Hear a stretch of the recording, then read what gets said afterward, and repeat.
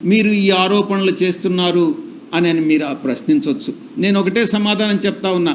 ఉద్దేశపూర్వకంగా చంద్రబాబు నాయుడు ప్రమాణ స్వీకారానికి ముందే ఈ యొక్క హింసను ప్రేరేపించాడు అనేటటువంటి విషయంలో ఎటువంటి సందేహం లేదు.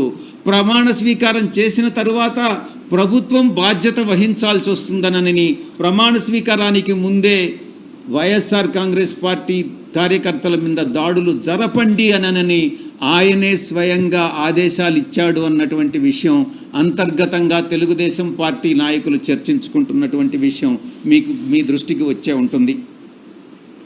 దాడులని అడ్డుకునేటటువంటి వ్యవస్థలే కల్పించట్లేదు. న్యాయ వ్యవస్థను అప్రోచ్ అయ్యాం,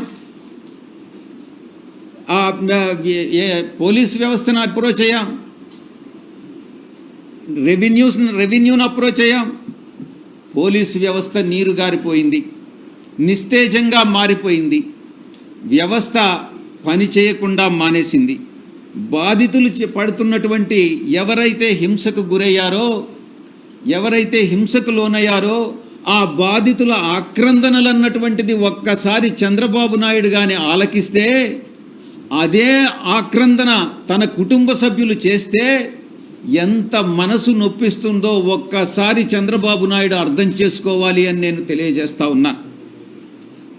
మన కుటుంబ సభ్యులు అదే రకమైనటువంటి బాధ అనుభవిస్తే మనం ఎలా ఫీల్ అవుతామో అదే ఇతరులు అనుభవించినప్పుడు కూడా ఒక నాయకుడిగా, ఒక రాష్ట్ర ముఖ్యమంత్రిగా మీరు కూడా అదే ఆవేదనతో ఆ యొక్క బాధలు తీర్చాల్సినటువంటి బాధ్యత ముఖ్యమంత్రిగా ఆయన మీద ఉంది అన్నటువంటి విషయంలో ఎటువంటి సందేహం లేదు.